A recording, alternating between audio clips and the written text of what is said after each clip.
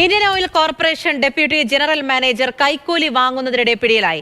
Deputy general manager Alex Mathew ആണ് പിടിയിലായത്. Gas agency ഉടമയിൽ നിന്ന് 2 ലക്ഷം രൂപ കൈക്കൂലി വാങ്ങുന്നതിനിടെയാണ് അലക്സ് പിടിയിലാകുന്നത്. അലക്സ് മാത്യുവിന്റെ കൊച്ചിയിലെ വീട്ടിലും റെയ്ഡ് തുടരുകയാണ്. ലോഡ് വേണമെങ്കിൽ നിങ്ങൾ ഇടയ്ക്കൊക്കെ വന്ന് കാണണമെന്ന് പുള്ളി പറയും. അങ്ങനെ പുള്ളി പല പ്രാവശ്യം എൻ്റെ അടുത്ത് പൈസ ഇങ്ങോട്ട് ആവശ്യപ്പെട്ട് ചോദിച്ച് വാങ്ങിയിട്ടുണ്ട്. ഓരോ ആവശ്യങ്ങൾ പറഞ്ഞ് തിരിച്ചു തരാമെന്ന് പറഞ്ഞിട്ട് തിരിച്ചു തന്നിട്ടില്ല.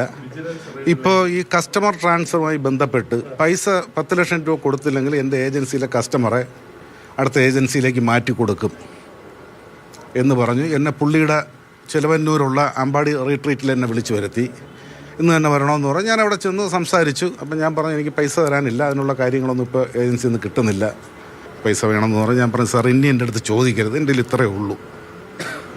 അപ്പോൾ അത് ഉള്ള ഇടമെന്ന് പറഞ്ഞ് പുള്ളി പിടിച്ച് വാങ്ങിച്ചങ്ങ് പോക്കറ്റ് വയ്ക്കുകയാണ് ചെയ്തത്.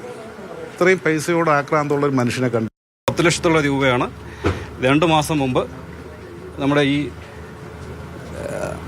അലക്സ് മാത്യു ആവശ്യപ്പെട്ടത്. അപ്പോൾ ഇന്ന് അതിൻ്റെ ഭാഗമായിട്ട് ട്രിവാൻഡ്രത്ത് എത്തുമ്പോൾ പൈസ തരണമെന്ന് പറഞ്ഞു. അങ്ങനെ മനോജ് 2 ലക്ഷം തൽക്കാലം കൊടുക്കാമെന്ന് പറഞ്ഞാണ് അപ്പോൾ ഇന്ന് വൈകിട്ട് ആ പൈസ മേടിക്കാനാണ് വീട്ടിലെത്തുന്നത്. അപ്പോൾ അങ്ങനെയാണ് നമ്മൾ ട്രാപ്പ് ചെയ്ത് പിടിക്കുന്നത്. കൃത്യമായിട്ടുള്ള എവിഡൻസും കാര്യങ്ങളെല്ലാം ഉണ്ട്. പൈസ മേടിച്ച് പോക്കറ്റിലിട്ടു. എറണാകുളത്തെ വീട്ടിൽ ഇപ്പോൾ റെയ്ഡ് നടക്കുകയാണ്. എറണാകുളം കടവന്ത്രയിലാണ് വീട്, അവിടെ റെയ്ഡ് തുടങ്ങിയിട്ടുണ്ട്. അതേസമയം പ്രതി അലക്സ് മാത്യുവിന്റെ വാഹനത്തിൽ നിന്നും 1 ലക്ഷം രൂപ കൂടി കണ്ടെടുത്തിട്ടുണ്ട്. തിരുവനന്തപുരം വരുന്ന വഴി മറ്റൊരാളിൽ നിന്നും കൈക്കൂലി വാങ്ങിയതായും സംശയിക്കുന്നുണ്ട്. കൂടുതൽ അന്വേഷണം നടത്തി വരുന്നുണ്ട്. തിരുവനന്തപുരത്ത് നിന്നും രാഹുൽ ജി നാഥും കൊച്ചിയിൽ നിന്ന് ശ്യാമപ്രസാദ് ഉത്തമനും ചേരുന്നുണ്ട്. ആദ്യം രാഹുൽ ജി നാഥിലേക്കാണ്. രാഹുൽ, സ്ഥിരം കൈക്കൂലിക്കാരനാണ് എന്ന് മനസ്സിലാക്കുന്നുണ്ട്. കാറിൽ നിന്നും 1 ലക്ഷം രൂപ കൂടി കണ്ടെടുത്തിട്ടുണ്ട്. ഇയാളുടെ ഒരു പശ്ചാത്തലം എങ്ങനെയാണ് എന്നാണ് മനസ്സിലാക്കുന്നത്? ബുദ്ധിപൂർവമായ നീക്കത്തിലൂടെയാണല്ലോ ഇന്ന് ഈ പ്രതിയെ പിടിക്കാനായത്. പൂജ, അങ്ങനെ തന്നെയാണ് ഇപ്പോൾ വിജിലൻസിൻ്റെ നിഗമനവും. എന്നാൽ ഉറപ്പിക്കാനായിട്ടില്ല. കാരണം ഇത്തരത്തിൽ വാഹനത്തിൽ നിന്ന് പരിശോധന നടത്തിയപ്പോൾ 1 ലക്ഷം രൂപ പിടികൂടിയിരുന്നു. അത് ഈ വരുന്ന വഴി മറ്റേതെങ്കിലും കക്ഷികളുടെ ഇന്ന് വാങ്ങിയതാണെന്നുള്ള സംശയമാണ് വിജിലൻസിനുള്ളത്. കാരണം പരാതിക്കാരനായ മനോജും അത് പറഞ്ഞിരുന്നു. ഇതുപോലെ തൻ്റെ ഏജൻസിയിൽ നിന്നെന്ന പോലെ പല ഏജൻസിയിൽ നിന്നും ഇത്തരത്തിൽ പണം വാങ്ങുന്നുണ്ടായിരുന്നു. അത് 2013 മുതൽ ഇത്തരത്തിൽ പണം ആവശ്യപ്പെടുന്നത് പല കാര്യങ്ങൾക്കായി, അതായത് ഏജൻസിയിലേക്ക് ലോഡ് ഇറക്കുന്നതുമായി ബന്ധപ്പെട്ടാണ് ആദ്യം പണം ആവശ്യപ്പെട്ടത്. അതിനുശേഷം പിന്നീട് ഈ സ്റ്റാഫുകൾ, അതായത് കടക്കലിൽ ഈ പരാതിക്കാരനായ മനോജ് കടവന്തര കവടിയാർ സ്വദേശിയാണ്. അത് അയാൾക്ക് ഇത്തരത്തിലൊരു ഏജൻസി ഉണ്ടായിരുന്നു. മറ്റ് പല ഏജൻസികളും ഇവിടെ വന്നപ്പോൾ ഈ സ്റ്റാഫിനെ പല സ്ഥലങ്ങളിലായി നിയോഗിക്കേണ്ട ചുമതല കൂടി അലക്സ് മാത്യുവിനുണ്ടായിരുന്നു. അപ്പോൾ ആ ഘട്ടത്തിലാണ് ഈ പറയുന്ന മനോജിൻ്റെ ഏജൻസിയിൽ നിന്നും സ്റ്റാഫുകളുടെ എണ്ണം കുറച്ച് മറ്റ് ഏജൻസിയിലേക്ക് വിടാൻ ഒരുങ്ങുകയാണെന്നും അങ്ങനെ ചെയ്യേണ്ടെങ്കിൽ, ആ നീക്കത്തിലേക്ക് പോകണ്ടെങ്കിൽ പണം നൽകണമെന്നും പല ഘട്ടങ്ങളായി ആവശ്യപ്പെട്ടത്. അങ്ങനെ ഏറ്റവും ഒടുവിൽ 10 ലക്ഷം രൂപ ആവശ്യപ്പെടുന്നു. അങ്ങനെ വീട്ടിലേക്ക്, അതാണ് ഏറ്റവും പ്രധാനപ്പെട്ട കാര്യം. ഈ കടവന്ത്രയിൽ താമസിക്കുന്ന അലക്സ് മാത്യു നേരെ കവടിയാറിലെ വീട്ടിലേക്ക് എത്തി പണം ആവശ്യപ്പെടുകയാണ്. അങ്ങനെ വീട്ടിലേക്ക് വന്ന് പണം ആവശ്യപ്പെടുന്നു അറിയുന്ന ഘട്ടത്തിലാണ് രാവിലെ വിജിലൻസിന് പരാതി നൽകി ഈ 7:30 മണിക്ക് വിജിലൻസ് ഉൾപ്പെടെ സംഘം തന്ത്രപൂർവ്വം ഇത്തരത്തിൽ അലക്സ് മാത്യുവിനെ പിടികൂടിയത്. ഇത് ഒരു പക്ഷേ മനോജ് പറയുന്നത് വിശ്വസിക്കാമെങ്കിൽ ഇത് പല ഏജൻസികളിൽ നിന്ന് ഇത്തരത്തിലുള്ള ഇടപാടുകൾ നടത്തിയിട്ടുണ്ട്. ഇത് വർഷങ്ങളായി നടന്നു വരുന്ന ഇടപാടാണ്. അതിൻ്റെ ഏറ്റവും അവസാനത്തെ അധ്യായത്തിലാണ്, അല്ലെങ്കിൽ ഈ പറയുന്ന സ്ഥലത്ത് വെച്ചാണ് ഈ അലക്സ് മാത്യുവിനെ പിടികൂടുന്നത്. എന്തായാലും ഈ പശ്ചാത്തലവുമായി ബന്ധപ്പെട്ട അന്വേഷണം നടക്കുകയാണ്. ഏറ്റവും പ്രധാനമായി കൊച്ചിയിലെ വീട്ടിൽ ഇപ്പോൾ എന്തായാലും റെയ്ഡ് നടക്കുകയാണ്. പരിശോധനകൾ പൂർത്തിയാകുകയാണ്. വാഹനത്തിനുള്ളിൽ പരിശോധിച്ചു, വാഹനത്തിലുള്ള ബാഗുകൾ പരിശോധിച്ചു.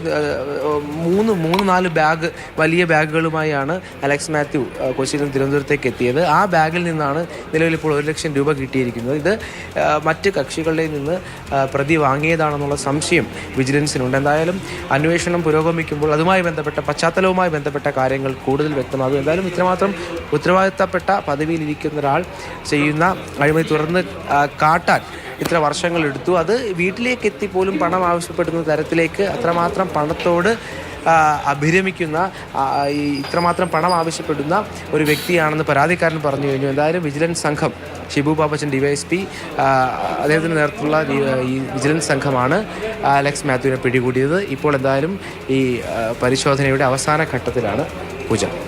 ശരി, പരിശോധനയുടെ അവസാന ഘട്ടത്തിലേക്ക് പോവുകയാണ്. Indian oil corporation deputy general മാനേജറായ അലക്സ് മാത്യു ആണ് കൈക്കൂലി വാങ്ങുന്നതിനിടെ പിടിയിലായത്. നമ്മൾ കൊച്ചിയിലേക്ക് ഒന്നുകൂടി പോവുകയാണ്. കാരണം എറണാകുളം സ്വദേശിയാണ്. അയാളുടെ അവിടുത്തെ വീട്ടിലും പരിശോധനകൾ തുടരുന്നുണ്ട്. അവിടെ നിന്നും ശ്യാമപ്രസാദ് ഉത്തമനാണ് വിവരങ്ങൾ നൽകുന്നത്. ശ്യാമ, സ്വന്തം വീട്ടിലും പരിശോധന തുടർന്നുകൊണ്ടിരിക്കുകയാണ്. നിർണായകമായ എന്തെങ്കിലും വിവരങ്ങൾ അവിടുത്തെ റെയ്ഡിൽ നിന്ന് ലഭിച്ചിട്ടുണ്ടോ?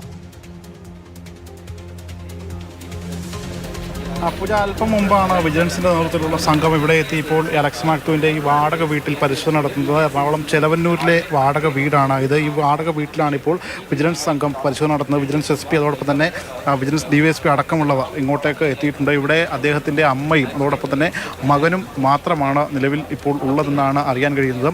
ഈ വീട്ടിലേക്കാണ് പരാതിക്കാരനായിട്ടുള്ള മനോജിനെ 2 മാസങ്ങൾക്ക് മുമ്പ് വിളിച്ചു വരുത്തുകയും തുടർന്ന് ഈ ഗ്യാസ് കണക്ഷൻ മറ്റ് 3 ഏജൻസികളിലേക്ക് മാറ്റുന്നത് സംബന്ധിച്ചുള്ള കാര്യങ്ങൾ പറയുകയും അത്തരത്തിൽ അങ്ങനെ മാറ്റാതിരിക്കണമെങ്കിൽ 10 ലക്ഷം രൂപ കൈക്കൂലി ആവശ്യപ്പെടുകയും ചെയ്തു. ആ ഘട്ടത്തിൽ അദ്ദേഹം ഈ പണം നൽകാൻ തൻ്റെ ഇല്ല എന്ന് പറയുകയായിരുന്നു.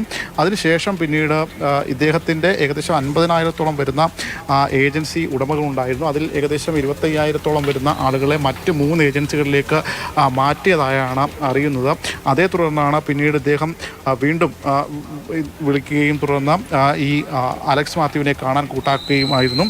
അതിനുശേഷം വീണ്ടും ഇത്തരത്തിൽ നിങ്ങൾ പണം നൽകിയില്ല എങ്കിൽ വീണ്ടും ഈ കസ്റ്റമേഴ്സിനെ മറ്റ് ഏജൻസികളിലേക്ക് മാറ്റുമെന്ന് ഭീഷണിപ്പെടുത്തുകയായിരുന്നു. ഒടുവിൽ ഭീഷണി സഹിക്കാതെ വന്നതോടുകൂടിയാണ് ഇത്തരത്തിൽ ഇങ്ങനെ ഒരു നീക്കം ഈ മനോജ് നടത്തിയത്. അതിൽ 2 ലക്ഷം രൂപ നൽകുന്ന സമയത്താണ് പിടിയിലാകുന്നത്.